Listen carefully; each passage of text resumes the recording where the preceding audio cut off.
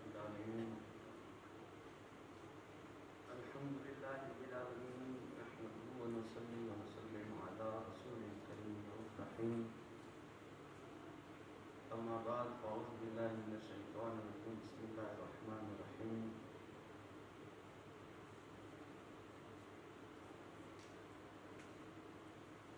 والضحى والليل إذا سجى صدق اللہ مولانا العظیم. ایک مرتبہ آواز بلند ہو پاک پڑھیے اللہم صلی اللہ سیدنا محمد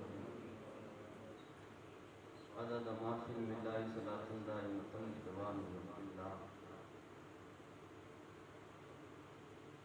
رب تبارک و تعالیٰ کا فضل و کرم ہے کہ ہم ہمارے پیارے آقا حضور صلی اللہ تعالیٰ علیہ وسلم کا ذکر کر رہے ہیں. اور سرکار کا ذکر کرنا بہت ہی بڑی بات ہے، اور ہم چاہیں اپنی پوری زندگی سرکار کا ذکر کرتے رہیں تب بھی ہماری زندگی ختم ہو جائے گی، مگر اللہ کے پیارے رسول کا ذکر قیامت تک اور قیامت کے بعد چلتا رہے گا. اور اللہ تبارک و تعالی اپنے محبوب سے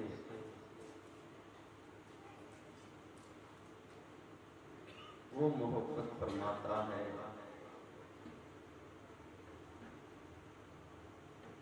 کہ اپنے محبوب کا ذکر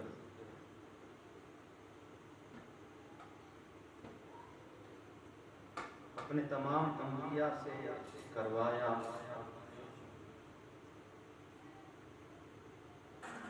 اور اس کے بعد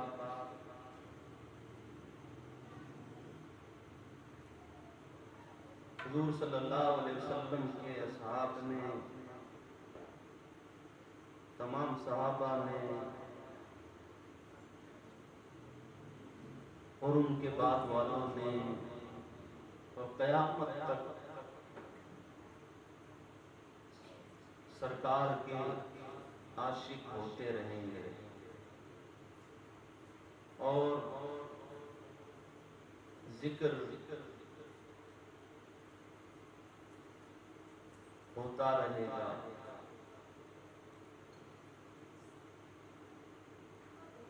اور حضرت امام ربانی مجدد الفسانی آپ فرماتے ہیں اپنے مکتوبات میں کہ اگر حضور صلی اللہ علیہ وسلم کا ذکر ساری مخلوق کرے، پوری کائنات مل کر بھی اگر سرکار کا ذکر کرے تو بھی سرکار کا ذکر مکمل نہیں ہو سکتا. تو بتاؤ کہ ہم لوگ جو 12 دن تک محفل میلاد سجا کر ہم جو ذکر کرتے ہیں، تو ہم اس کو پہنچ نہیں سکتے.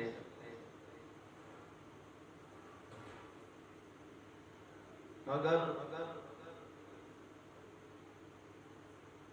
ہمیں اس کا ثواب اور اجر اللہ تبارک و تعالی دنیا میں بھی عطا فرمائے گا، اور قبر میں بھی عطا فرمائے گا، حشر میں بھی عطا فرمائے گا. تو اس لیے ہم جب ان محافل میں آئیں تو ہم بڑے ادب سے بیٹھ کر سرکار کا ذکر سنیں، آپ کے اصحاب کا ذکر سنیں، اولیاء اسلام کا ذکر سنیں اور پھر اپنے دل کے آئینے میں دیکھیں کہ کیا ہم جو سن رہے ہیں اس میں کتنی باتیں ایسی ہیں جو ہمارے اعمال میں ہیں، ہمارے حال میں ہیں، ہمارے کردار میں ہیں، نہیں ہے تو ہم انہیں اپنانے کی کوشش کریں، اور جب ہم اپنا لیں گے تو ہماری زندگی سنور جائے گی۔ ہم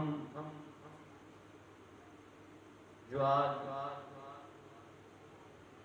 کسی بھی پریشانی کی وجہ سے پریشان ہیں، تو رب تبارک و تعالی ہمارے عمل کرنے کی وجہ سے اللہ تعالی وہ پریشانی دور فرما دے گا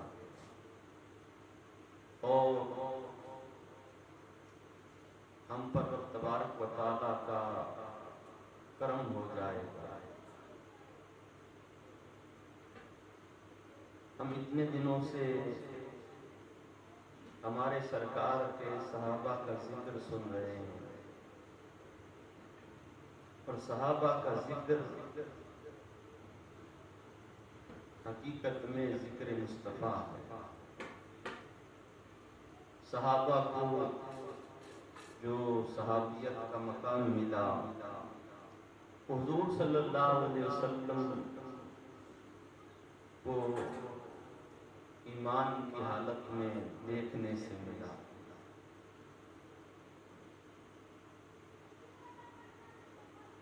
آج ہم الحمدللہ مسلمان ہیں، ہمیں یہ دین اسلام ہمارے گھر سے ہی مل گیا، مگر حضور صلی اللہ علیہ وسلم کے جو صحابہ شہر مکہ کے اندر جنہوں نے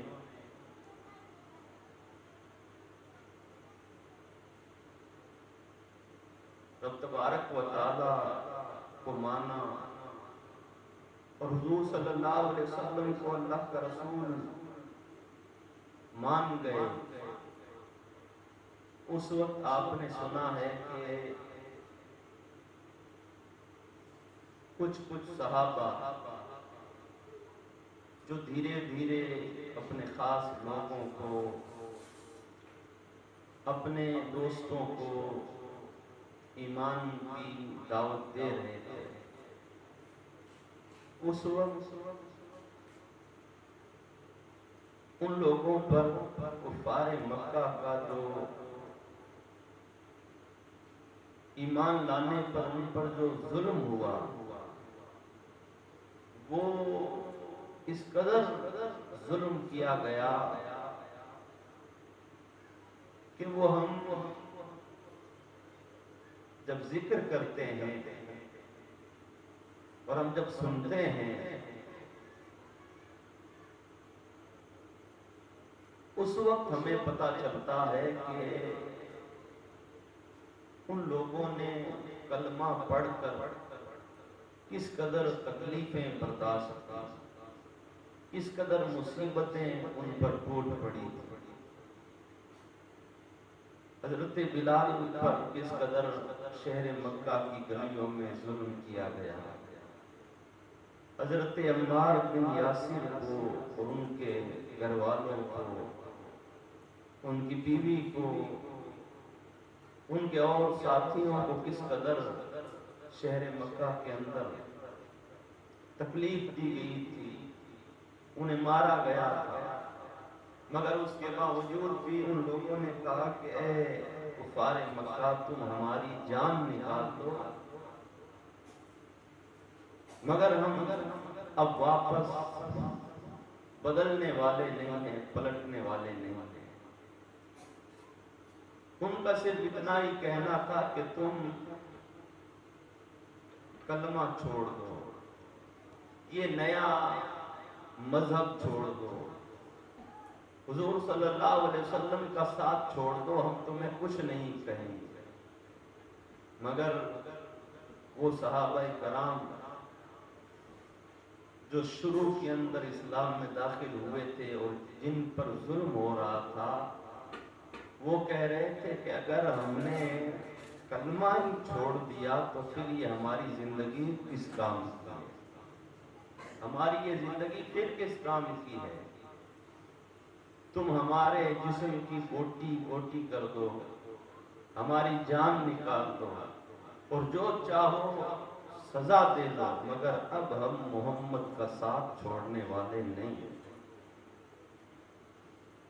ان کی زندگی اور ان کی جو تکلیف تھی وہ سن کر ہمیں دیکھیں، خود کو دیکھیں کہ ہمیں کتنی آسانی سے یہ اسلام مل گیا، مگر اس کے باوجود بھی ہم لوگ اگر حقیقت میں مومن بن کر، مسلمان بن کر اپنی زندگی نہیں گزاریں گے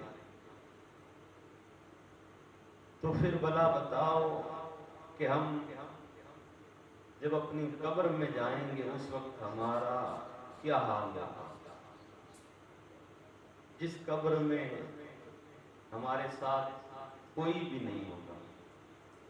آج ہم جن کی باتوں کو مانتے ہیں، جن سے محبت کرتے ہیں، ہمارا پورا پریوار، ہمارا خاندان، ہمارے دوست، ان سب کو دیکھ لو کہ جب تمہیں موت آئے گی اس وقت کوئی بھی ایسا نہیں ہوگا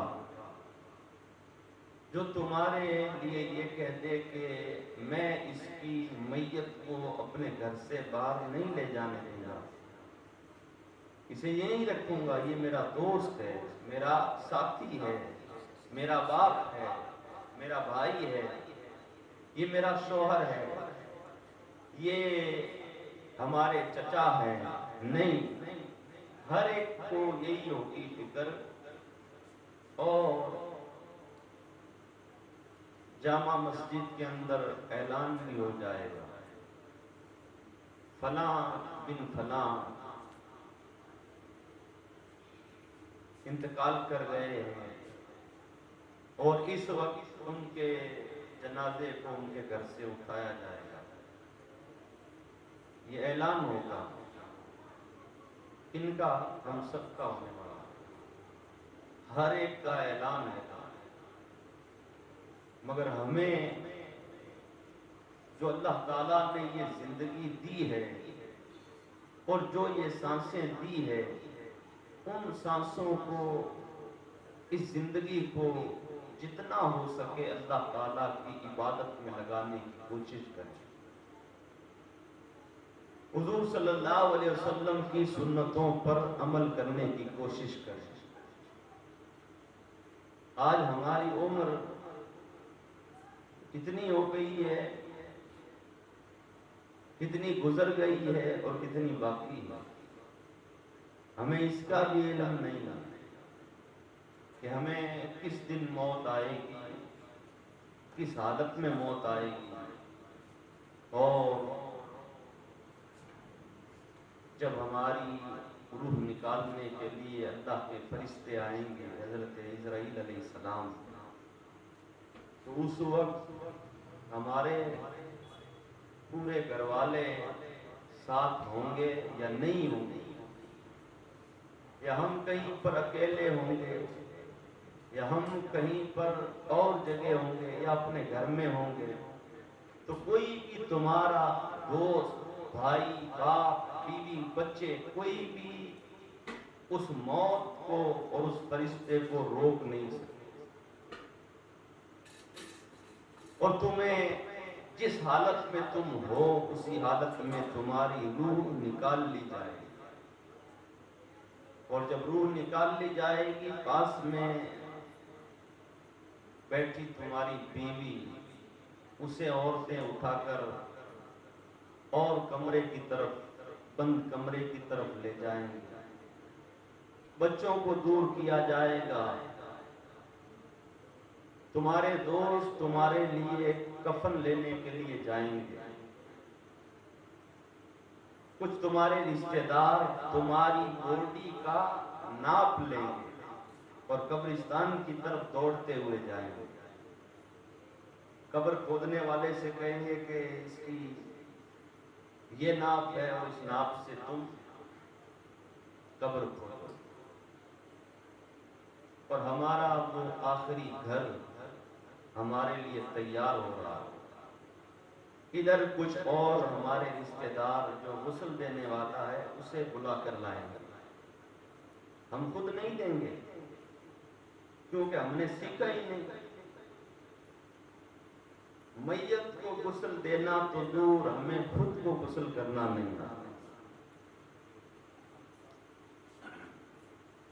کسی اور کو نہلانا یہ تو دور، ہم لوگ ایسے اس زمین پر گھومتے ہیں کہ ابھی ہم نے پیشاب کیا تھا تو پانی نہیں کیا. یہ ہماری حالت ہے. پھر اس کے بعد کوئی غسل دینے والا یا امام صاحب کو بلا کر لایا جائے. میت جو ہوتی ہے وہ اپنے گھر والوں کے غسل دینے سے وہ خوش ہوتی ہے، اس لیے کہ گھر والے بھائی بھائی ہے تو بھائی بھائی کو دے، باپ کو بیٹے دے یا اس کے بھائی دے. عورت کے لیے الگ ہے کہ عورت کو عورت دے. مگر ہماری خود کی پاکی کا ہمیں خیال نہیں رہتا ہے. اور وہ میت کیوں خوش ہوتی ہے اپنے کسی بھائی جب غسل دیتا ہے؟ اس لیے کہ وہ غیر نہیں ہے، وہ میرا ہی بھائی ہے اور ہم نے اپنی زندگی ساتھ گزاری ہے. ورنہ میت کو اس حالت میں بھی شرم محسوس ہوتی ہے کہ مجھے فلاں غسل دے رہے ہیں اور اب میرے کپڑوں کو اس تختے پر لٹا کر کپڑے اتارے جا رہے ہیں. جس کے کپڑے نہیں اترتے اس کے لیے کیا کرتا ہے وہ غسل دینے والا؟ کینچی منگواتا ہے، کینچی سے اس کا وہ کرتا کاٹ دیا جاتا ہے. اس کا کس کا؟ ہر ایک کا یہی ہونا ہی ہے، غسل دیا جائے گا. اور اس کے بعد جب ہمیں غسل دے دیا جائے گا، کفن پہنا دیا جائے گا، گھر میں شور ہوگا، ماں رو رہی ہوگی، بہنیں رو رہی ہوگی، دوست باہر کھڑے بیٹھ کر مایوسی کے ساتھ اپنی آنکھوں پر ہاتھ پھیر رہے ہوں گے. اور جو مسجد میں اعلان ہوا تھا، جو وقت بتایا گیا تھا، اس وقت لوگوں کی بھیڑ تمہارے گھر کے باہر آ کر کھڑی ہو جائے گی. اب جو تمہارے گھر میں بڑا ہوگا، باپ مرا ہے تو بیٹوں کو بلایا جائے گا کہ بڑا بیٹا آئے، اس سے چھوٹا آئے. 2 بیٹے ہیں تو 2 بھائیوں کو بلایا جائے گا کہ اب اٹھاؤ اور جلدی کرو، وقت گزر رہا ہے، جلدی چلتے ہیں. باہر سے لوگ آئیں گے، دور دراز سے، گاؤں سے، رشتہ دار، خاندان والے. اور اس کے بعد تمہاری میت کو جس وقت گھر سے اٹھایا جائے گا اس وقت عورتوں کے رونے کی آواز اور بلند ہوگی. اس قدر تمہاری بچیاں، تمہاری بیوی، تمہارے بچے، ہمارے پڑوسی باہر کھڑے کہہ رہے ہوں گے بہت اچھا آدمی تھا، بہت سیدھا تھا، کبھی اس نے کسی کو کوئی تکلیف نہیں دی،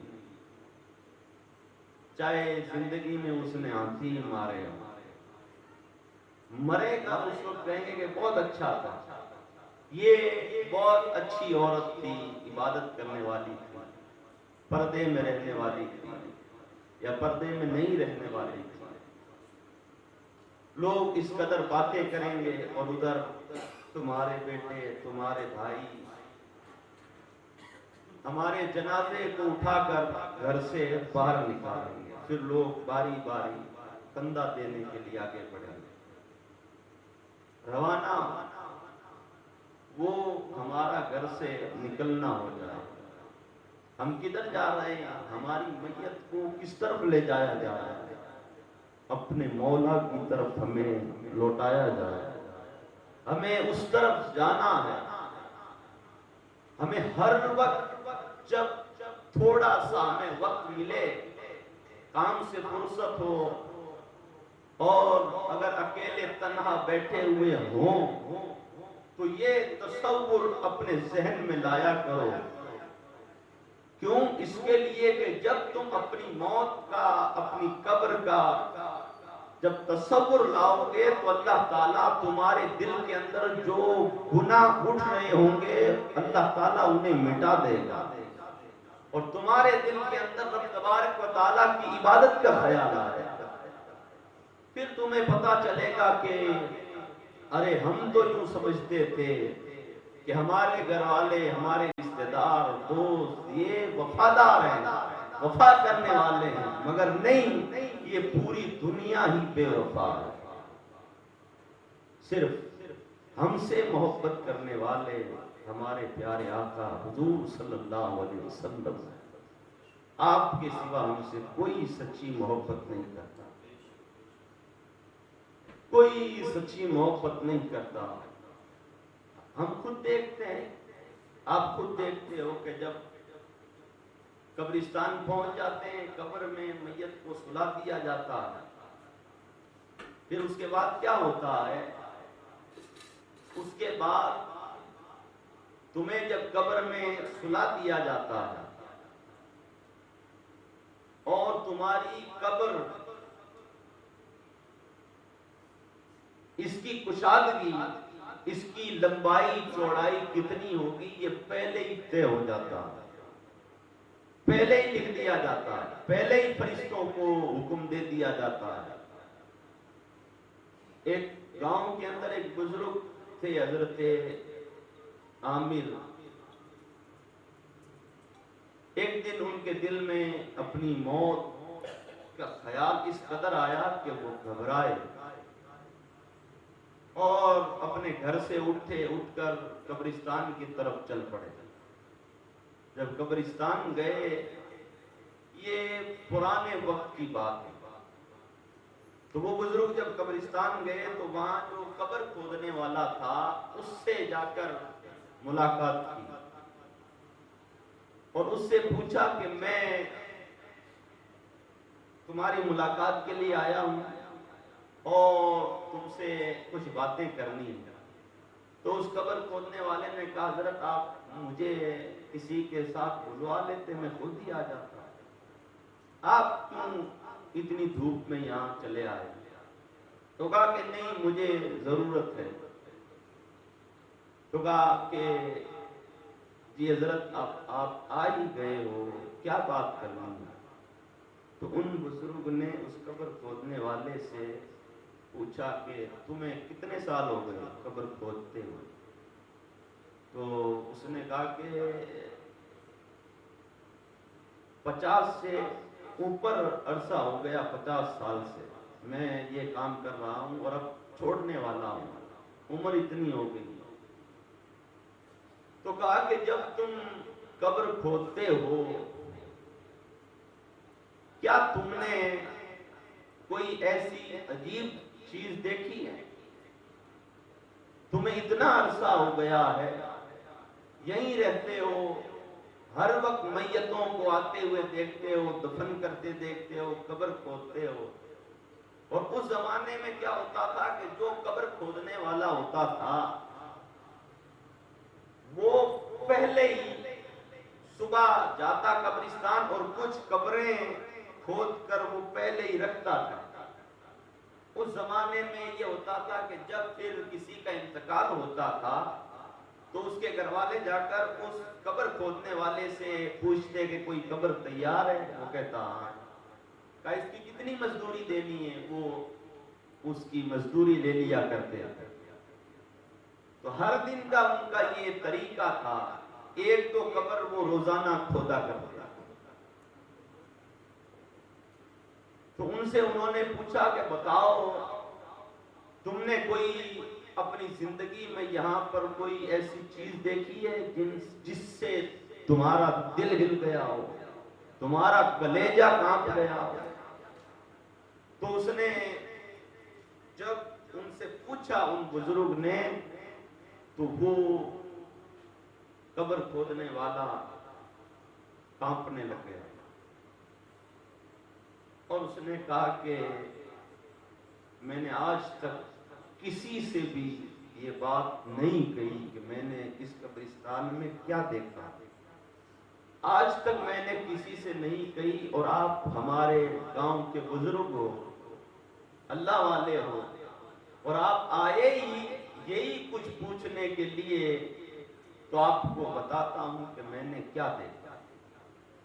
کہا کہ کیا دیکھا؟ کہا کہ میں ایک دن قبر کھود رہا تھا، میں دن میں کبھی 2 قبر کھودتا، کبھی 3، کبھی 4، جیسی جس قدر آسانی ہوتی اس سے زیادہ میں کر دیتا، کبھی 3 کر دیتا، کبھی 4 کر دیتا۔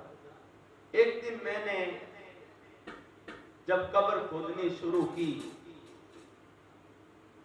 اور میں نے پہلی قبر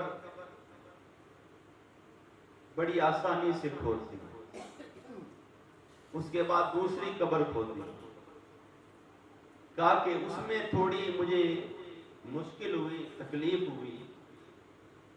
پھر جب میں نے تیسری قبر کھودنی شروع کی تو میں جب اس قبر کو کھود رہا تھا تو اس قبر کی جو زمین، جو مٹی تھی، اس سے اس قدر گرم بھاپ نکل رہی تھی جس کی وجہ سے میں اتنا پسینے سے بھور ہو گیا، اور اس قدر گرمی اس زمین سے نکل رہی تھی، اور اتنی سخت وہ قبر تھی کہ بڑی مشکل سے، اور جب میں آدھی کھود چکا، جتنی کھودتا جاتا ہوں اس قدر گرمی بڑھتی جاتی، ایسے مجھے لگ رہا تھا جیسے کہ اس کے نیچے کوئی بھٹی ہے، اس قدر گرم وہ زمین۔ تو میں جب کھود رہا تھا تو اس سے اس قدر گرمی نکل رہی تھی کہ میں باہر نکل جاتا، پھر تھوڑی دیر رک کر سانس لے کر پھر اترتا، پھر کھودتا، پھر باہر دوڑ کر نکل جاتا، اس قدر گرمی تھی۔ بڑی مشکل سے میں نے اس قبر کو کھودا، اور اس کی وجہ سے میں تھک بھی اتنا گیا، پسینہ بھی اتنا آیا، اور میں بہت حیران ہوا۔ پھر میں جا کر ایک درخت کے سائے میں بیٹھ کر سانسیں لینے لگا۔ ٹھنڈی جب سانس لی اور جب میں اس درخت کا سہارا لے کر بیٹھ گیا، پسینہ پہنچ رہا تھا، اتنے میں نے دیکھا کہ آسمان سے 2 مخلوق جو ان قبروں کے پاس آ کر کھڑی ہو گئی، وہ 2 اللہ کے فرشتے تھے جن کو میں نے دیکھا، اور وہ اس تینوں قبروں کے پاس آ کر کھڑے ہو گئے، اور جو اول پہلا جو فرشتہ تھا اس نے دوسرے سے کہا کہ یہ جو قبر ہے پہلی، اس کے لیے کیا لکھا جائے، اس کی قبر کتنی رہنی چاہیے؟ تو اس قبر کے لیے اس دوسرے فرشتے نے کہا کہ اس کی قبر 12 گز چوڑی کر دی جائے، 12 گز لمبی کر دی جائے۔ اور وہ کہتا ہے کہ میں یہ باتیں سن رہا تھا اور مجھ پر ہیبت طاری ہو گئی، وہ جس طریقے سے بول رہے ہیں۔ کہا کہ اس قبر والے کے لیے یہ قبر 12 گز لمبی اور 12 گز چوڑی رہے گی۔ پھر وہ دوسری قبر کے پاس میں آئے، کہا کہ یہ اس کی کتنی رکھنی ہے؟ تو کہا کہ اس کی قبر جہاں تک نگاہ جائے وہاں تک کشادہ کر دے گی، جہاں تک نگاہ جائے وہاں تک لمبی اور چوڑی کر دے گی۔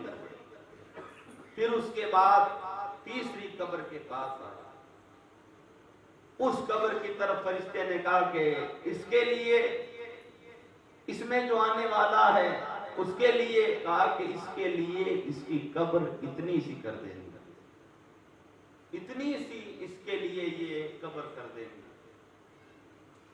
اور وہ بزرگ قبر کھودنے والا، اس نے ان بزرگ کو جب یہ بات بتائی تو کہا کہ پھر کیا ہوا، ان قبروں میں کون آئے؟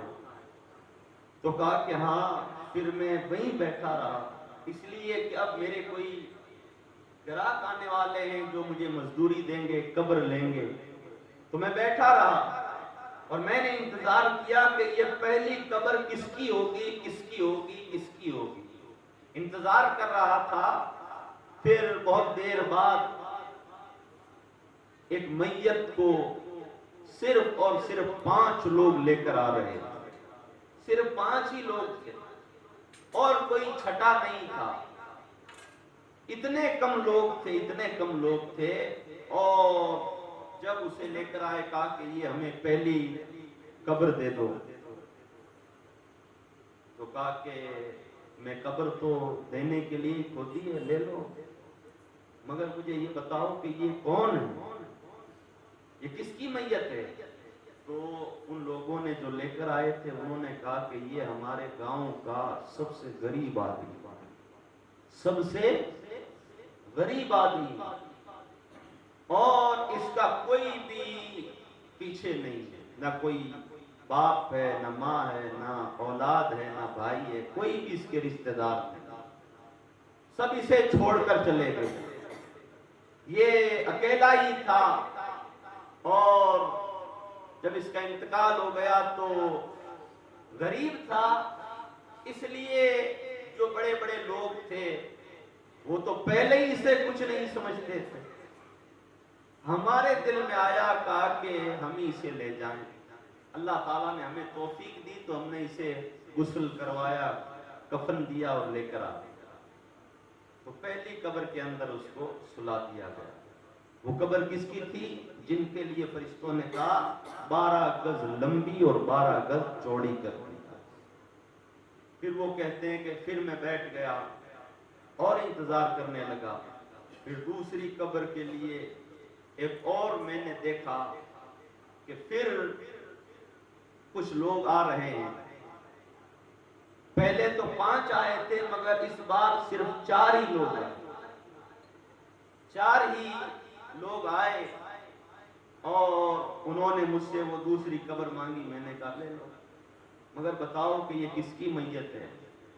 تو کہا کہ یہ میت کس کی ہے یہ تو ہمیں بھی پتا نہیں، یہ میت کس کی ہے ہمیں بھی پتا نہیں، ہاں مگر ہم اتنا جانتے ہیں کہ آج تک ہم نے اس سے پوچھا نہیں کہ تو کون ہے، مگر یہ ہر وقت اللہ تعالیٰ کی عبادت میں لگا ہے۔ یہ کوئی پردیسی تھا جو اپنا سب کچھ چھوڑ چھاڑ کر ہمارے یہاں آ کر بس گیا اور ہر وقت اللہ تعالیٰ کی عبادت میں لگا رہتا تھا اور وقت میں قرآن کی تلاوت کرتا رہتا تھا۔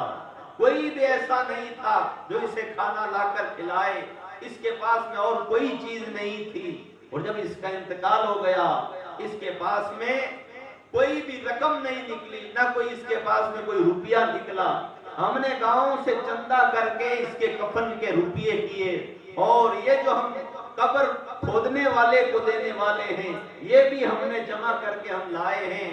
تو وہ بزرگ کہتے ہیں میں نے ان کو وہ پیسے بھی واپس لوٹا دیے، میں نے کہا کہ اگر اس کا کوئی وارث نہیں ہے اور یہ اتنا اللہ والا ہے، اور اس قبر کھودنے والے نے اس دوسری قبر کا منظر بھی دیکھ لیا تھا، اس قبر والے کے لیے، اس اللہ والے کے لیے فرشتوں نے کہا تھا کہ جہاں تک نگاہ جائے وہاں تک اس قبر کو چوڑا کر دیا۔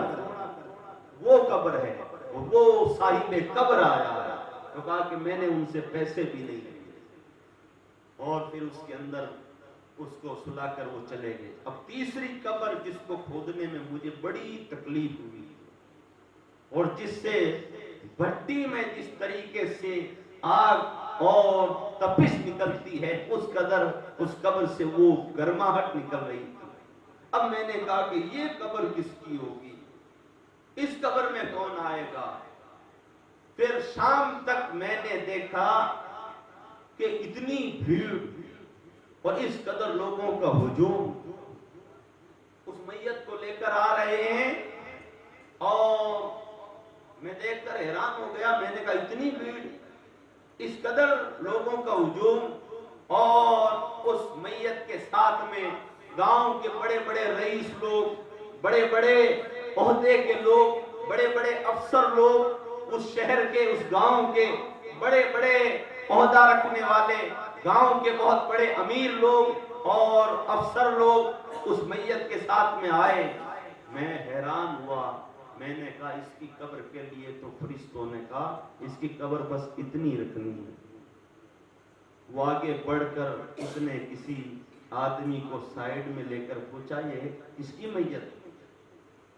اس نے کہا کہ یہ ہمارے شہر کے بہت بڑے امیر اور سردار کی بیٹی نہیں بیوی ہے.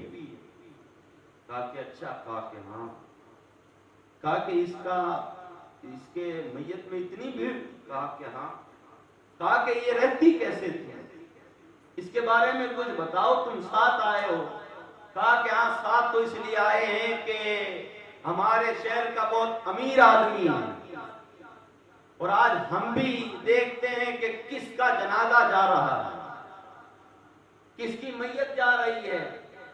ہم یہ نہیں دیکھتے کہ حضور صلی اللہ علیہ وسلم کے کسی امتی کی میت جا رہی ہے. ہم یہ دیکھتے ہیں کہ فلاں سیٹ کی میت یا اس کے بیٹے کی میت یا فلاں کی میت جا رہی ہے, فلاں رشتہ دار کی جا رہی ہے. ارے کوئی اجنبی جنازہ تمہیں ملے تو اس کے جنازے میں بھی شریک ہو جایا کرو, اس لیے کہ ہمارے سرکار نے فرمایا اگر وہ میت وہ اگر بخشی ہوئی ہوگی اور تم اگر اس میں شریک ہو جاؤ گے اللہ تعالیٰ اس میت کے صدقے میں تمہاری بھی بخشش فرما دے.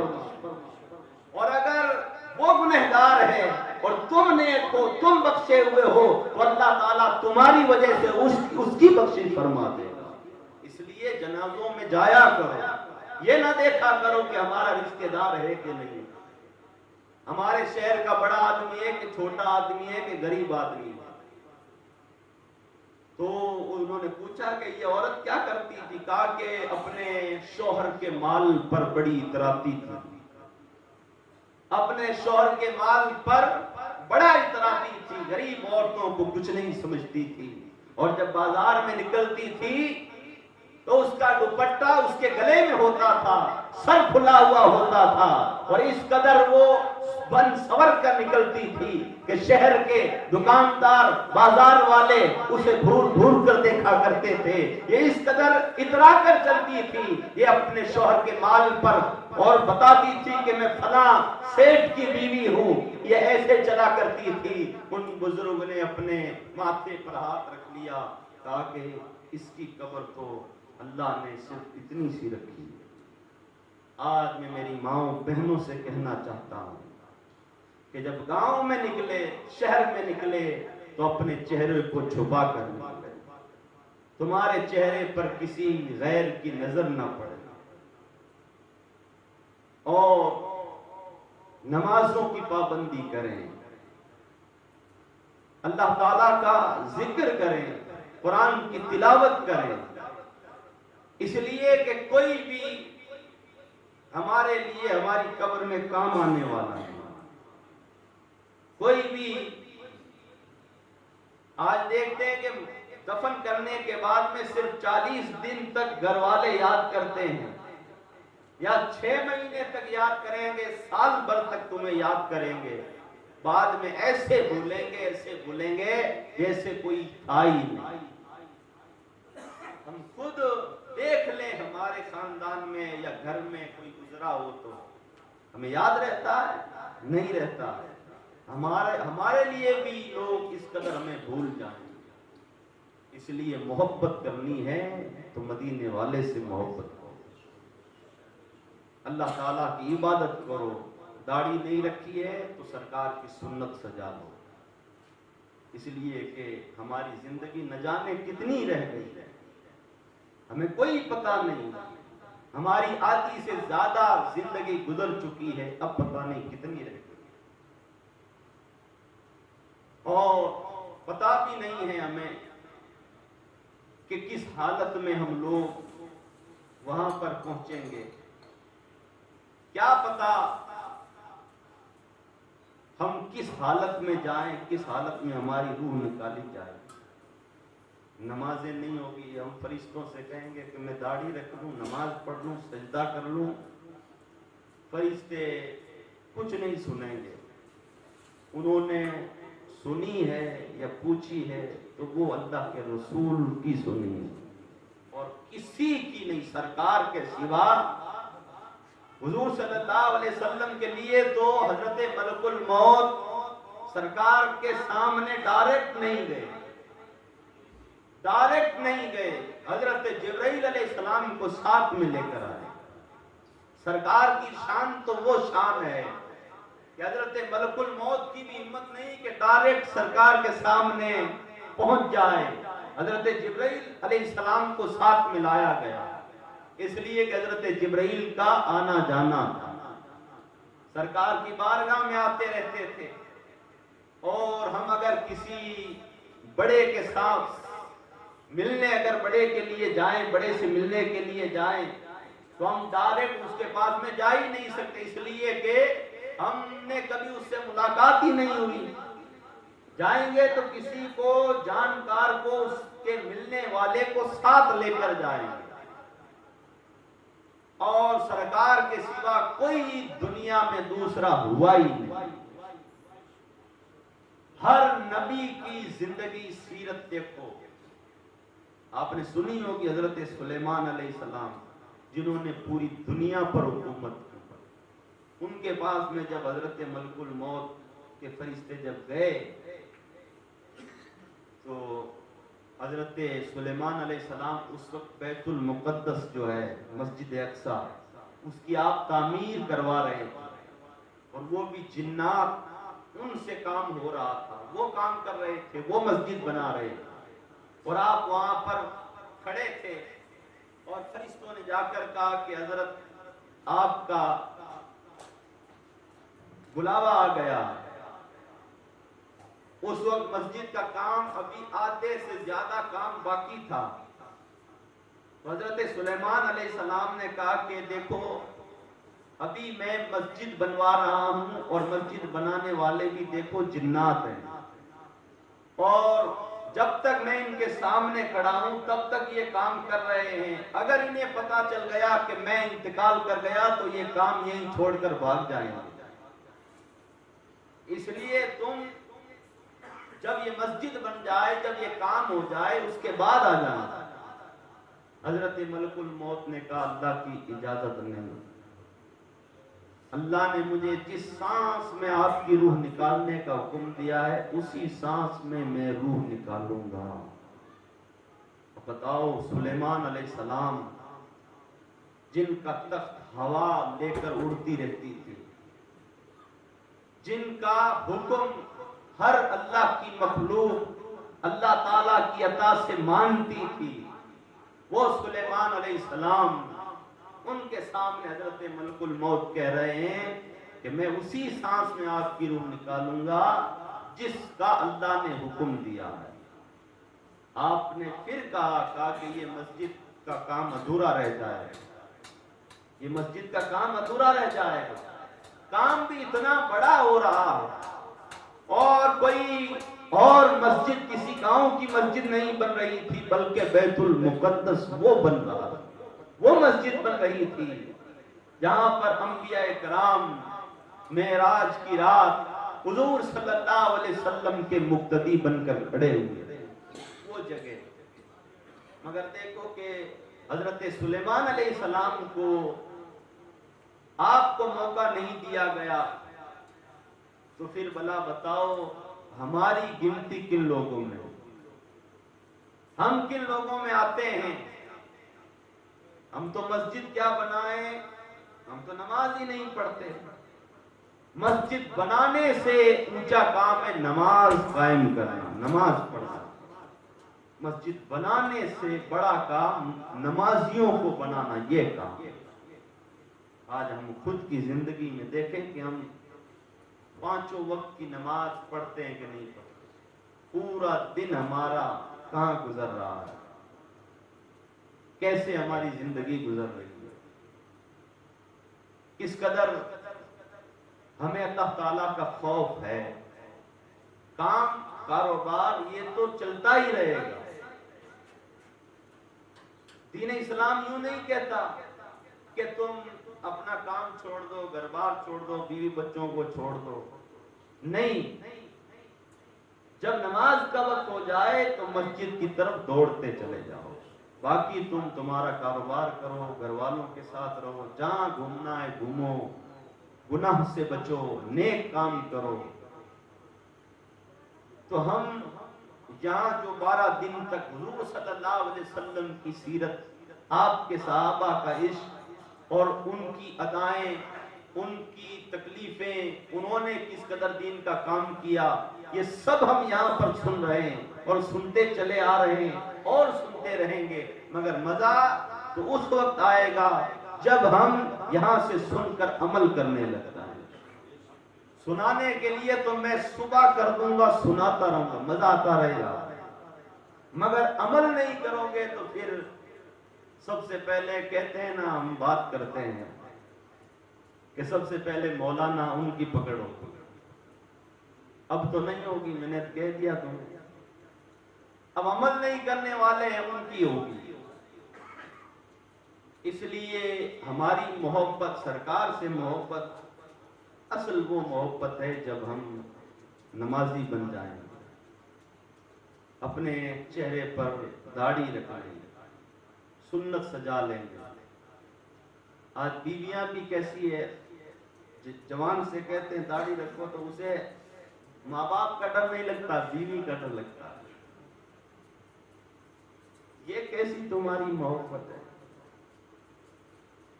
یہ کیسی تمہاری چاہت ہے؟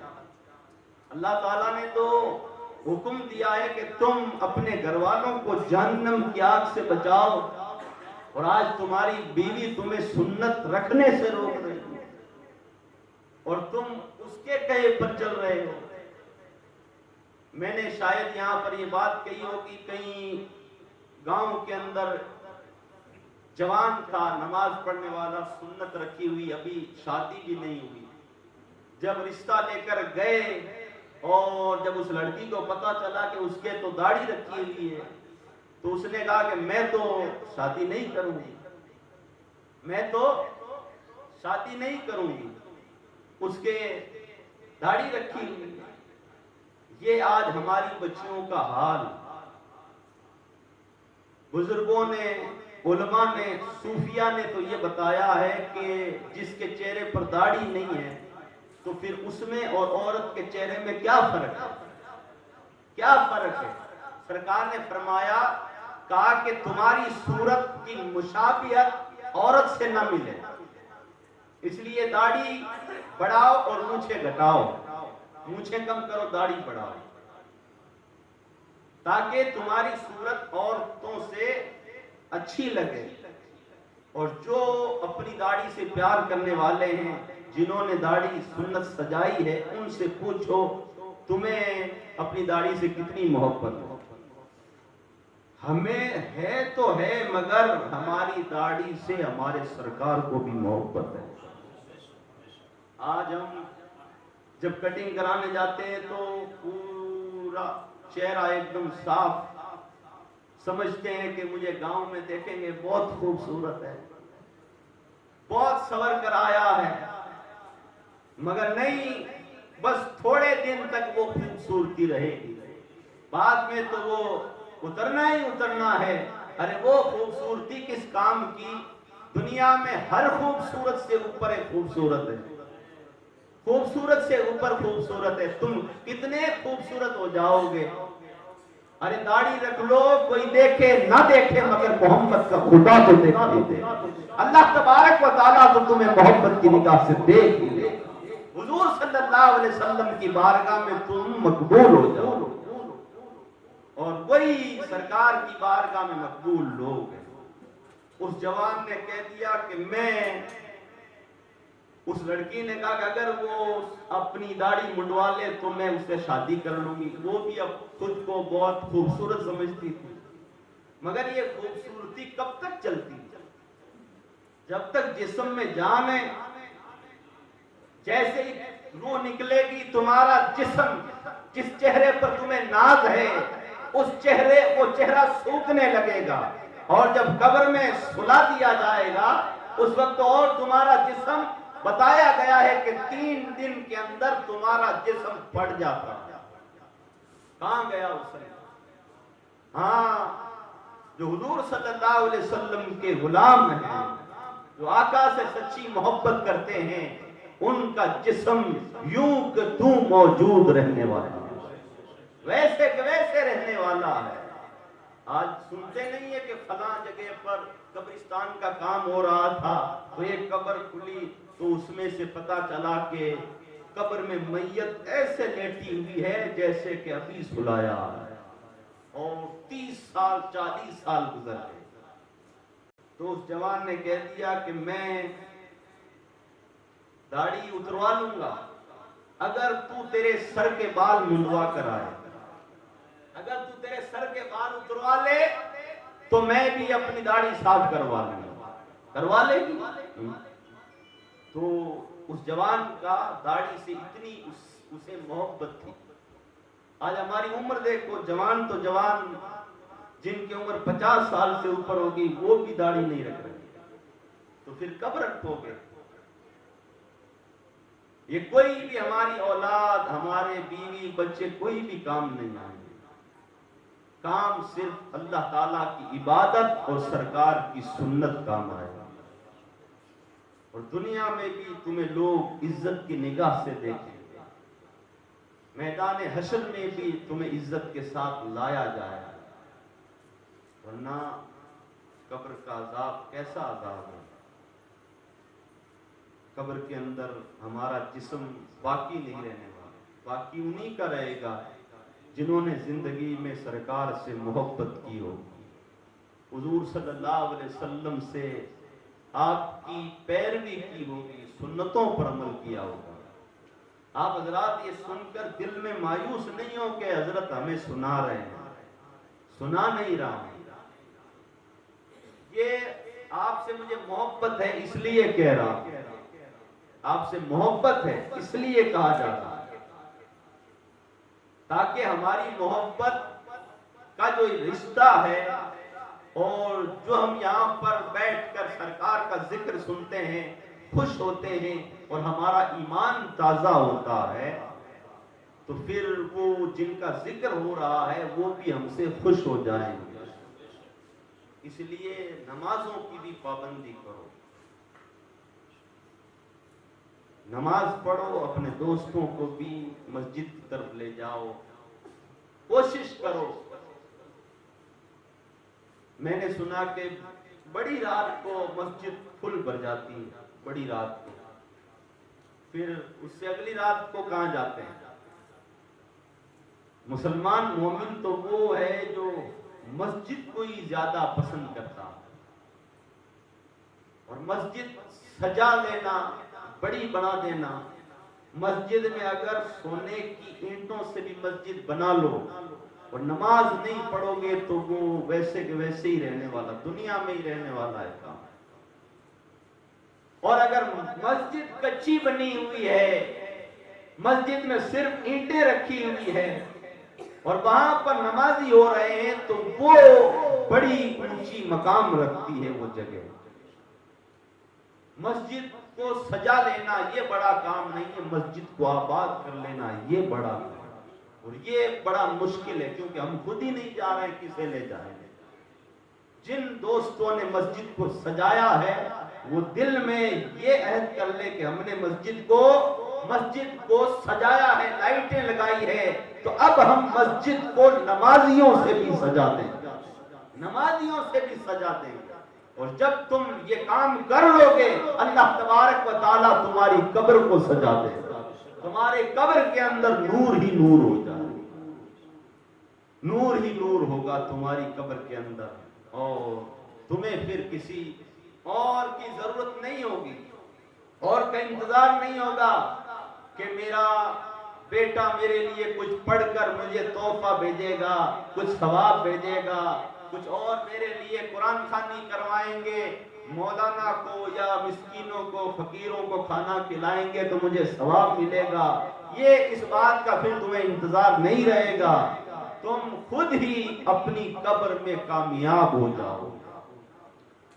کل میدان محشر میں مسجدیں ساری کے ساری لائی جائیں گی، ساری جتنی بھی دنیا کے اندر مسجدیں ہیں ان سب کو اٹھا لیا جائے گا قیامت کے دن، ساری مسجدیں اٹھا لی جائے گی، اور جب میدان حشر میں ان مسجدوں کو بلایا جائے گا، ساری مسجدیں بھی میدان حشر کے اندر ہوگی، اس وقت رب تبارک و تعالیٰ کا حکم ہوگا کہ اے مسجدوں جاؤ، جنت کے اندر چلی جاؤ، تمہارا ٹھکانہ جنت ہے، جنت کے اندر جا کر پہنچ جاؤ، جنت کے فلاں مقام میں چلی جاؤ، مگر مسجدیں وہاں سے ہلیں گی نہیں، اٹھے گی نہیں۔ اللہ تعالیٰ فرمائے گا کہ تم جا کیوں نہیں رہی ہو، اے مسجدوں چلی جاؤ، تم جنت کے اندر چلی جاؤ، مسجدیں پھر نہیں ہلے گی، اٹھے گی نہیں۔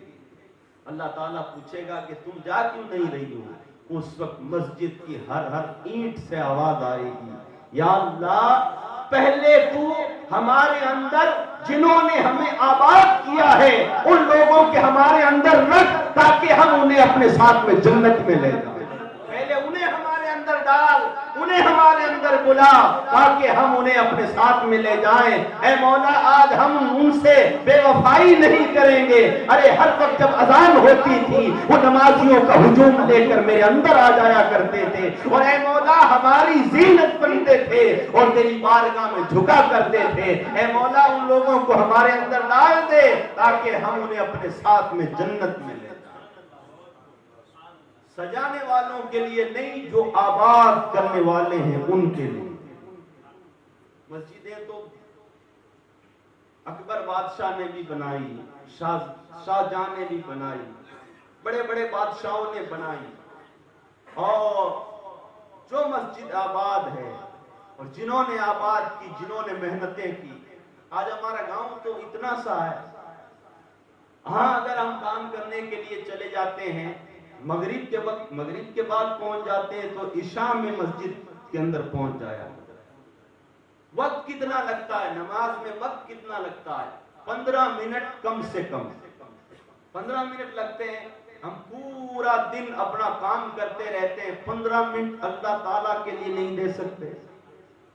پھر ہماری یہ داڑھی ٹوپی سارا یہاں پر سبحان اللہ کہنا اور یہاں پر مچلنا، ہاتھ اٹھانا، پھر یہ ہمارے جو عشق کی جو بات ہوتی ہے وہ حقیقت میں عشق نہیں ہے، بس دکھاوے کا ہے کہ ہاں ہمیں سرکار سے محبت ہے۔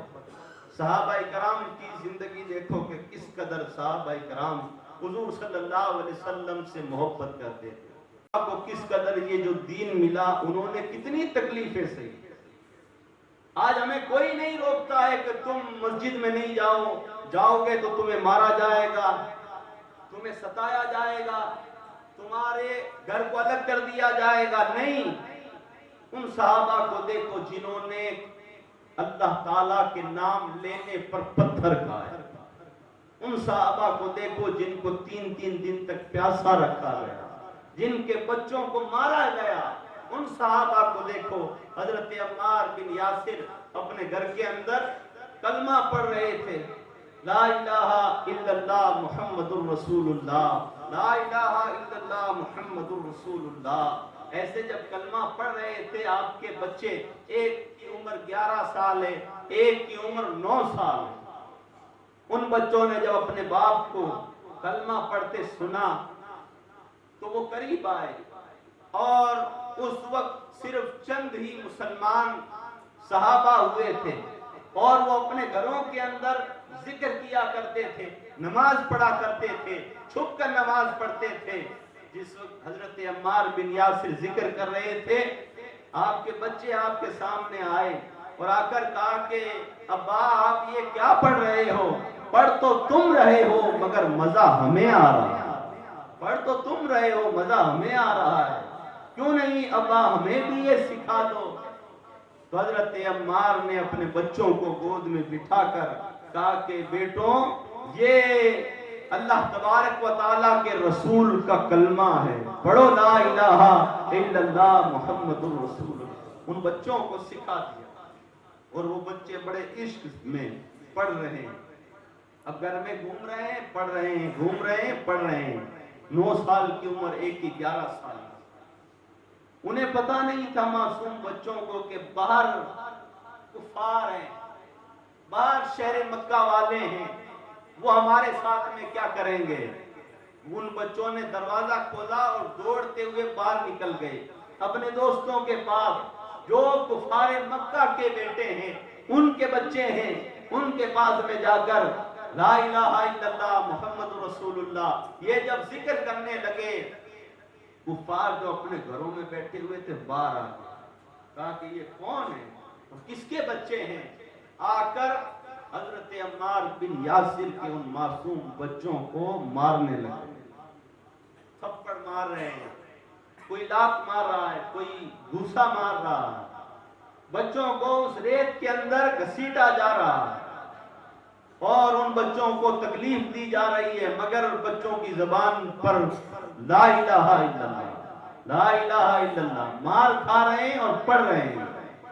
اب بچوں کو پتا نہیں ہے کہ ہمیں کیوں مارا جا رہا ہے، پڑھ رہے ہیں، مار کھا رہے ہیں۔ ایک صحابی نے دیکھا کہ یہ تو کسی صحابی کے بچے ہیں، اب جب وہ قریب آ کر انہوں نے دیکھا تو حضرت عمار کے بچے، وہ صحابی دوڑتے ہی حضرت عمار کے گھر آئے، کہا کہ عمار تمہارے بچوں کو کفار مکہ مار رہے ہیں، تمہارے بچوں کو مارا جا رہا ہے۔ کہا کہ کیوں؟ کہا کہ وہ کلمہ پڑھ رہے ہیں اور بلند آواز سے پڑھ رہے ہیں اور کفار مکہ کو ابھی پتا نہیں تھا کہ انہوں نے اسلام کے اندر یہ داخل ہو چکے ہیں، اب انہوں نے اعلان کر دیا اور بچے جب پڑھ رہے تھے تو کافروں نے انہیں مارنا شروع کر دیا ہے، چلو عمار۔ مگر حضرت عمار نے کہا کہ اے میرے دوست، ہاں اولاد آنکھوں کی ٹھنڈک ضرور ہوتی ہے مگر محمد الرسول اللہ صلی اللہ علیہ وسلم کی ذات سے پیاری مجھے اور کوئی ذات نہیں ہے۔ میرے بچوں کو اگر وہ مار رہے ہیں تو وہ کیوں مار کھا رہے ہیں اور انہیں کیوں مارا جا رہا ہے؟ ارے اللہ کے محبوب کے عشق میں ہی میرے بچے مار کھا رہے ہیں تو مجھے غم نہیں ہے، مارنے دو اور انہیں مار کھا لیں۔ اس لیے کہ اگر وہ جاتے تو ان کا بھی پتہ چل جاتا کہ یہ بھی مسلمان ہو گئے، مگر ان صحابی سے راہ نہیں گیا۔ انہوں نے کہا کہ عمار جب تمہارے بچے مار کھانے پر آ گئے ہیں تو ہم تو ان کے باپ ہیں، پھر ہم کیوں گھر کے اندر چھپ کر رہے ہیں؟ چلو عمار اب مولا کا ذکر کریں گے اور مار کھاتے چلے جائیں۔ باہر آ گئے اور بچوں کو چھڑانے لگے اور ذکر کرنے لگے۔ تمام کفار مکہ جمع ہو گئے، بڑے بڑے سردار۔ اب بچوں کو باندھ دیا گیا، حضرت عمار کو باندھ دیا گیا، مارا جا رہا ہے، تکلیفیں دی جا رہی ہیں۔ کہنے والے کہتے ہیں، چھپ کر کہتے ہیں، عمار اے عمار کے بچوں چپ ہو جاؤ، یہ ذکر نہیں کرو، ارے چپ ہو جاؤ، دل ہی دل میں کر لو۔ حضرت عمار کے معصوم بچے کہتے ہیں، ارے جب ہم دل میں کرتے ہیں تو ہمیں تکلیف ہوتی ہے، اور جب ہمیں تکلیف ہوتی ہے اور اگر ہم بلند آواز سے ذکر کرتے ہیں تو ہمیں تکلیف محسوس نہیں ہوتی۔ ارے یار کی محبت میں ہمیں مار پڑ رہی ہے۔ آج ہم بھی تو مولا کے بندے ہیں، ہم بھی تو حضور صلی اللہ علیہ وسلم کے امتی ہیں، ہمیں تو کوئی مار نہیں رہا ہے، ہمیں تو کہا جا رہا ہے اس کے بعد بھی ہم مسجد کی طرف نہیں جائیں تو ہم پھر کیسے مسلمان؟ ہم مومن کی لسٹ میں تو پہنچ ہی نہیں سکتے جب تک کہ نمازوں کے پابند نہ ہو جائیں۔ اس لیے کوشش کرو اور اپنی زندگی کو دیکھو کہ زندگی کتنی گزر گئی، کس کام میں گزر گئی ہے۔ اب تو ہمیں مسجد کی طرف جانا چاہیے۔ اب جب بڑی رات کو جب ہم مسجد میں اکٹھا ہوں تو اللہ تعالیٰ سے رو رو کر دعا کرنی، اور اس دن دل کے اندر یہ عہد کر لینا کہ آج کے بعد ہم کوئی نماز نہیں چھوڑیں گے۔ ابھی سے کر لو، صبح سے شروع کر دو۔ وقت تو ہوتا ہے نماز کا، اکیلے پڑھ لو، گھر میں پڑھ لو، دکان میں پڑھ لو، کارخانے میں پڑھ لو، مگر جب ہم نماز کے پابند ہو جائیں گے اللہ تعالیٰ ہمارے کاروبار میں اور برکتیں عطا فرمائے، ہمارے کام میں برکتیں ہوں گی، ہماری عمر میں برکت ہوگی، ہمارے جسم میں برکت ہوگی، کئی فائدے ہیں۔ اللہ تعالیٰ ہم سے راضی ہو جائے، حضور صلی اللہ علیہ وسلم ہم سے راضی ہو جائیں۔ اس لیے اللہ تعالیٰ نے ہمیں یہ جوانی دی ہے، بزرگی دی ہے، سب کچھ دیا ہے۔ اب کمی اس بات کی ہے کہ ہم نماز نہیں پڑھتے تو نماز پڑھنا شروع کریں۔ درود پاک پڑھ لیجیے، اللہم صلی علی سیدنا مولانا محمد عدد ما فی علم اللہ صلاۃ دائمۃ بدوام اللہ۔ حضور صلی اللہ علیہ وسلم کے صحابہ ہر وقت آپ کے ساتھ رہتے اور سرکار سے اس قدر محبت کرتے کہ وہ چاہتے کہ ہمارے سرکار کو کوئی تکلیف نہ ہو، جو کچھ بھی ہو ہمیں ہو، ہمارے سرکار کو تکلیف نہ ہو۔ آخری بات، جب مشرکین عرب نے شہر مدینہ پر چڑھائی کرنی چاہی اور حضور صلی اللہ علیہ وسلم کو جب اس بات کی خبر ہوئی تاکہ مشرکین اور کفار مدینے پر چڑھائی کرنے والے ہیں اور اسلام کے دشمن ہیں، صحابہ کے دشمن ہیں، مدینے والوں کے دشمن ہیں، اور وہ عنقریب فوج لے کر مدینے کی طرف بڑھنے والے ہیں، سرکار نے اپنے صحابہ سے مشورہ کیا اور کہا کہ کیا کیا جائے، کفار بڑھ رہے ہیں ہماری طرف۔ تو صحابہ اکرام نے کہا یا رسول اللہ ایسا کرو کہ یہ لوگ شہر مدینہ کے اندر داخل نہیں ہو، اس کے لیے ہم یہ کرتے ہیں مدینے کے چاروں طرف ایک خندق کھود دیتے ہیں، ایک کھڈا کھود دیتے ہیں اور اس کے اندر آگ جلا دیتے ہیں، کوئی بھی باہر سے فوج مدینے کے اندر داخل نہیں ہو سکتی ہے۔ تو سرکار نے کہا کہ چلو یہ کام کرو۔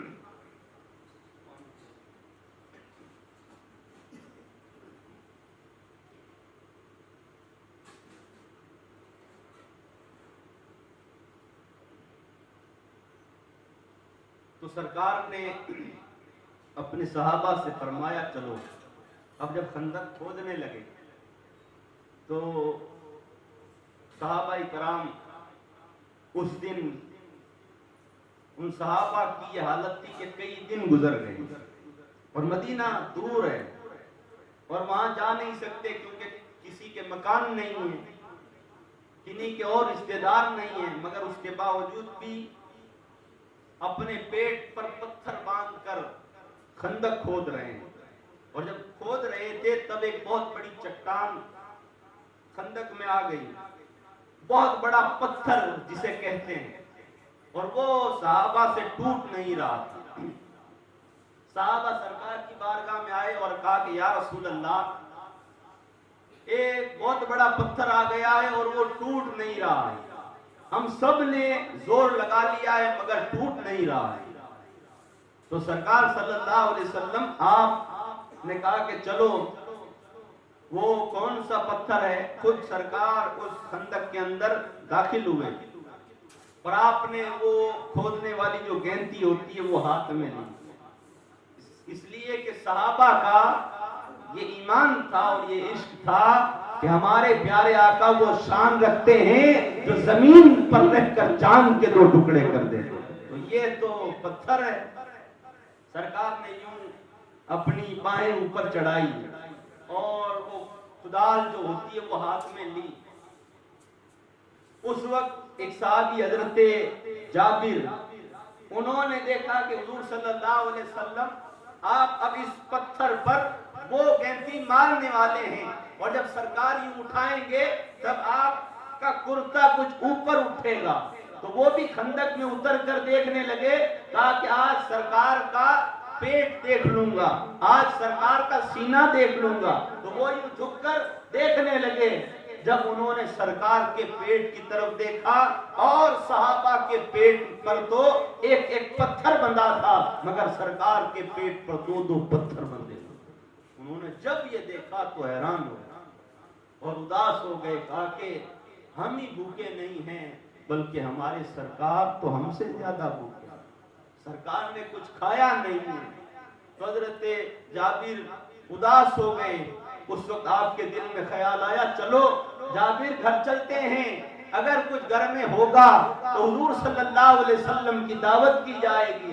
حضرت جابر وہاں سے نکلے اور سیدھے مدینہ گئے۔ گھر جا کر بیوی سے کہا کہ گھر میں کچھ ہے کھانے کے لیے؟ تو بیوی نے کہا کہ گھر کے اندر تھوڑا سا جو ہے جس کو میں پیس لوں گی اور اس سے صرف 4 یا 5 آدمی کھا سکتے ہیں، اتنی روٹی بن سکتی ہے۔ اور کہا کہ سبزی کیا بنے گی؟ کہا کہ ہمارے پاس میں کچھ اور روپیہ نہیں ہے، ہمارے گھر کے اندر یہ بکری ضرور ہے، کیوں نہیں تم اسے ذبح کر دو اور اسے ہم بنا لیتے ہیں، اللہ تعالیٰ ہمیں اور عطا فرما دے گا۔ سرکار صلی اللہ علیہ وسلم آپ بھوکے ہیں، ہمیں یہ گوارا نہیں ہے، ہم سرکار پر اپنا سب کچھ قربان کر دینے والے ہیں۔ اور حضرت جابر نے پھر اس بکری کو، جس کا دودھ روزانہ دیا جاتا تھا اور جس کی وجہ سے ان کے بچوں کا پیٹ بھرتا تھا، مگر اسی بکری کو حضرت جابر نے، جس وقت آپ ذبح کر رہے تھے، آپ کا بڑا بیٹا وہ آپ کے پاس میں کھڑا ہے، مگر آپ کا چھوٹا بیٹا اس وقت باہر کھیل رہا ہے، آپ نے اس کو ذبح کر دیا، گوشت کے ٹکڑے کر کے اپنی بیوی کو آپ نے کہا کہ یہ تم بناؤ اور روٹی بھی بناؤ، جو بھی پیس لو، اور میں سرکار کو دعوت دے کر آ جاتا ہوں۔ جب حضرت جابر گھر سے نکلنے لگے، آپ کی بیوی نے کہا کہ جابر یاد رکھنا، اتنا سا جو ہے کہ 5 آدمی کھا سکتے ہیں، سرکار کے کانوں میں جا کر کہنا یا رسول اللہ صرف 5 آدمی کھا سکتے ہیں، یا رسول اللہ آپ تشریف لے آئیں اور آپ کے کچھ صحابہ ان کو آپ ساتھ میں لے کر آ جائیں۔ حضرت جابر واپس خندق کے مقام پر پہنچے اور حضور صلی اللہ علیہ وسلم آپ کے قریب آ کر آپ کے کانوں میں کہتے ہیں، یا رسول اللہ آج اپنے اس غلام کی دعوت قبول فرمائے، میں آپ کو دعوت دینے کے لیے آیا ہوں۔ سرکار صلی اللہ علیہ وسلم نے مسکرا کر دعوت قبول کی، کہا کہ ٹھیک ہے جابر، ہم تمہارے گھر آ جائیں گے اور تم وقت پر ہمیں لینے کے لیے آ جانا۔ حضرت جابر نے کہا یا رسول اللہ ٹھیک ہے۔ اب حضرت جابر واپس جانے لگے، کہا کہ تیاری کرتا ہوں، سرکار آنے والے ہیں، میرے گھر سرکار آئیں گے۔ جانے لگے، اتنے میں سرکار نے حضرت بلال سے کہا بلال، حضرت بلال نے کہا یا رسول اللہ، جی یا رسول اللہ۔ تو سرکار نے فرمایا بلال اس پہاڑی پر کھڑا ہو کر جتنے بھی میرے یہ غلام یہاں پر کام کر رہے ہیں ان سب کو کہہ دے کہ آج تم سب کی دعوت جابر کے گھر، تم سب کی دعوت جابر نے رکھی ہے۔ اب حضرت جابر نے یہ سنا تو آپ نے کہا کہ یہ کیا ہو گیا، میں نے تو سرکار کے کان میں یہ بات کی اور سرکار نے سب کو کہہ دیا۔ مگر حضرت جابر آپ جانتے تھے کہ اللہ کے محبوب ہیں، آپ چپ چاپ اپنے گھر چلے گئے۔ گھر جا کر بیوی سے کہا کہ کھانا بن رہا ہے؟ کہا کہ ہاں میں نے چڑھا دیا ہے، گوشت بھی چڑھا دیا ہے اور ادھر میں روٹی بنا رہی ہوں۔ کہا کہ ٹھیک ہے ابھی میں تھوڑی دیر میں لے آتا ہوں۔ بیوی نے کہا سرکار نے دعوت قبول کی؟ کہا کہ ہاں دعوت قبول کی، مگر ایک بات ہو گئی۔ کہا کہ کیا بات ہو گئی؟ کہا کہ میں نے تو سرکار سے کہا کہ 5 آدمی آپ کے ساتھ میں آپ لے آئیں، مگر हुजूर सल्लल्लाहु अलैहि वसल्लम ने तो बिलाल से पूरे लश्कर को दावत दे दी। कहा कि जाबिर के घर तुम सबकी दावत है। तो बीवी ने कहा कि इसमें घबराने की क्या बात है।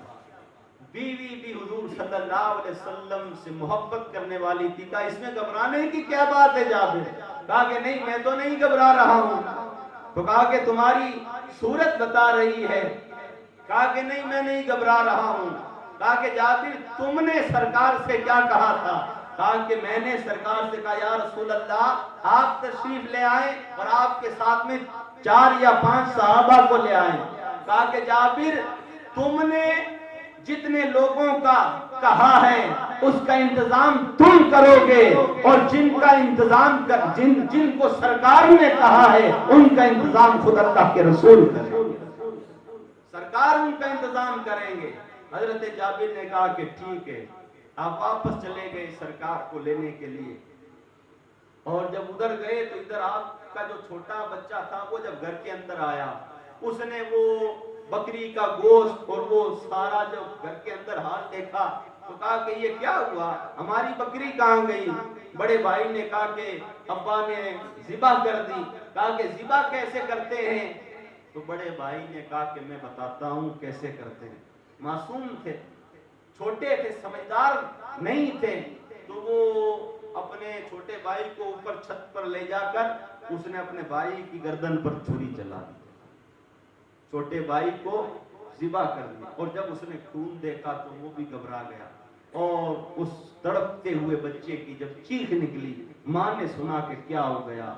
माँ रोटी छोड़कर जब दौड़ती हुई आई और जब ऊपर चढ़ने लगी, अब वो जो बड़ा था उसने देखा कि मैंने भाई को मार दिया है, अब माँ और बाबा मुझे बहुत मारेंगे। वो भी डर के मारे छत से नीचे गिरा और वो भी इंतकाल कर गया। मगर हजरत जाबिर की बीवी थी, हुजूर सल्लल्लाहु अलैहि वसल्लम के सहाबी की बीवी थी और सहाबिया थी।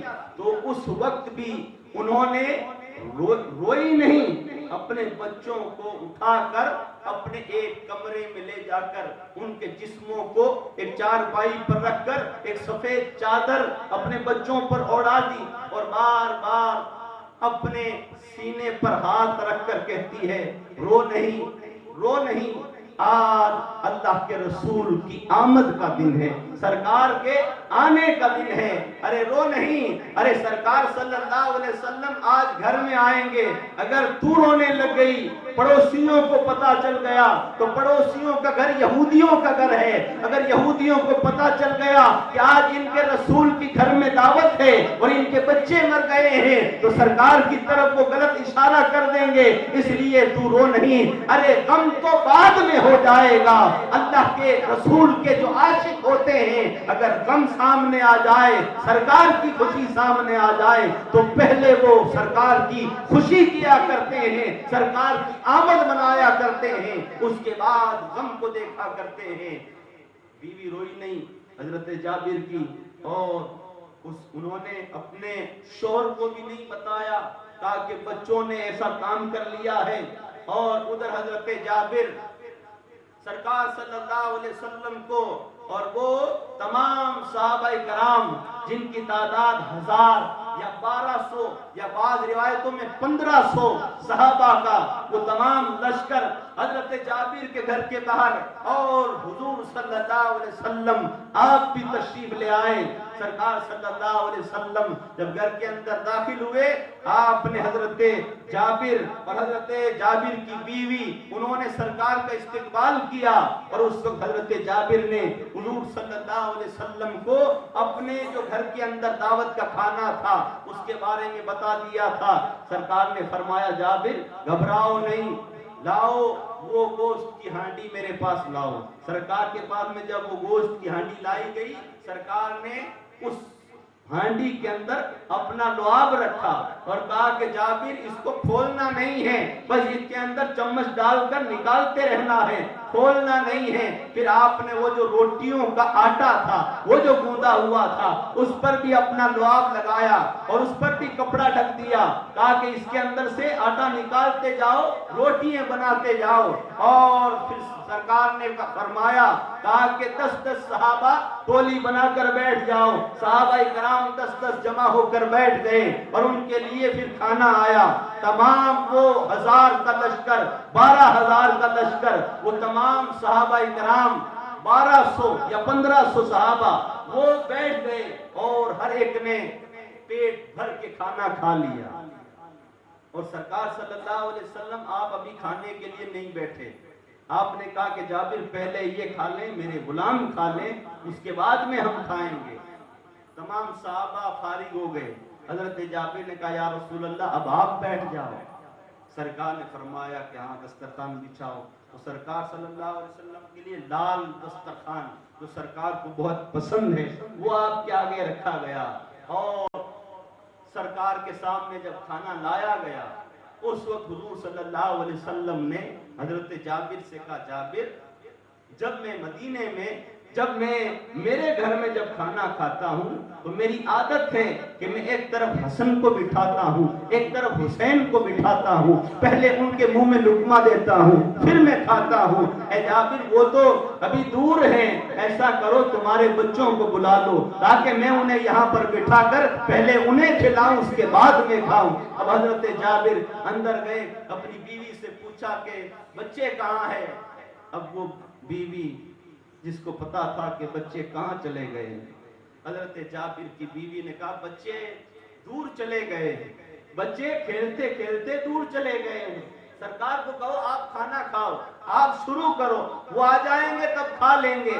مگر حضرت جابر نے جب آ کر سرکار سے یوں فرمایا، یا رسول اللہ بچے بہت آگے گئے ہیں، بچے بہت دور نکل گئے ہیں کھیلتے کھیلتے۔ سرکار نے کہا کوئی بات نہیں، میں انتظار کرتا ہوں، میں انتظار کرتا ہوں، میں انتظار کر لوں گا۔ حضرت جابر نے کہا، یا رسول اللہ آپ بیٹھے رہو، ہمیں یہ اچھا نہیں لگتا ہے کہ آپ انتظار کرو، یا رسول اللہ آپ شروع کر لو۔ سرکار نے کہا کہ نہیں جابر میں انتظار کر لوں گا، مجھے جلدی نہیں ہے۔ اب حضرت جابر پھر بیوی کے پاس میں گئے، کہا کہ کہاں چلے گئے، کہاں گئے ہیں؟ تو اب بیوی کیا بولتی؟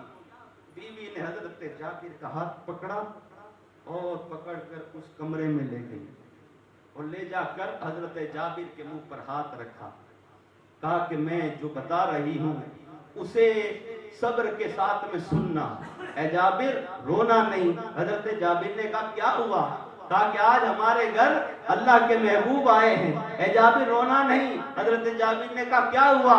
تو اس وقت بیوی نے وہ ساری داستان بچوں کی سنائی، کہا کہ تم بکری ذبح کر کے گئے تھے، بڑے نے چھوٹے نے بڑے سے پوچھا ذبح کیسے ہوئی، تو بڑے نے چھوٹے کو ذبح کر دیا اور ڈر کے مارے وہ بھی چھت سے گر گیا، دونوں ہمیں چھوڑ کر چلے گئے ہیں۔ حضرت جابر کے سامنے اس کپڑے کو جب اٹھایا، حضرت جابر نے بھی دیکھا، آپ بھی خاموش رہے، آپ بھی روئے نہیں۔ کہا کہ سرکار صلی اللہ علیہ وسلم سے ہم یوں نہیں کہہ سکتے، اگر ہم روئے لوگوں کو پتا چل جائے گا، وہ ہمارے سرکار کے لیے بری باتیں کہنے لگ جائیں گے۔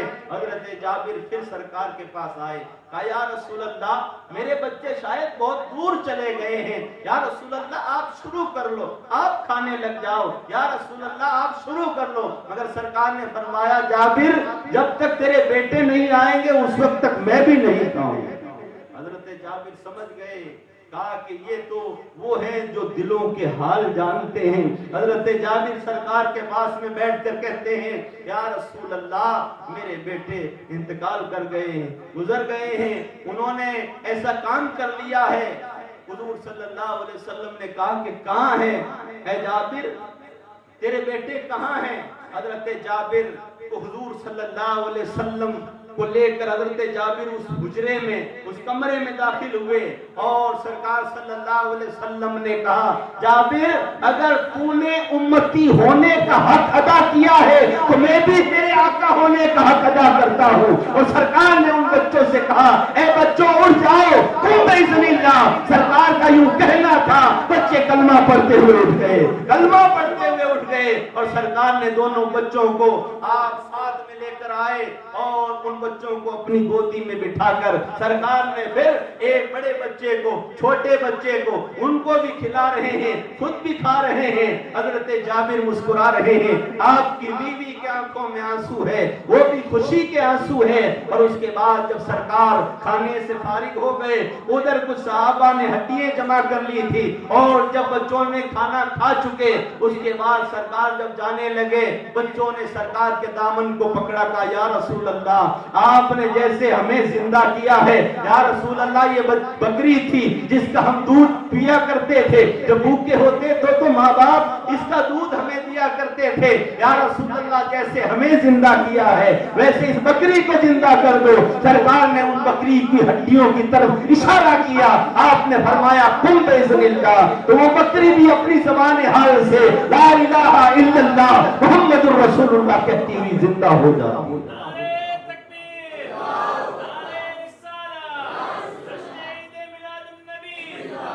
یہاں سے ہمیں پتا چلا کہ صحابہ کرام حضور صلی اللہ علیہ وسلم سے کیسی محبت کیا کرتے تھے.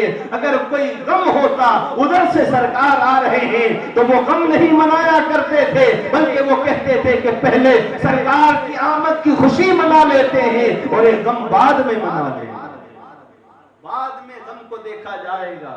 ارے خوشیوں والا تو خود ہمارے گھر آ رہا ہے. ان کی بیوی کا ایمان دیکھو کہ کس قدر وہ لوگ مضبوط تھے, کس قدر اپنے بچوں کو, اپنی جان کو, اپنے مال کو سرکار پر قربان کر دیا کرتے.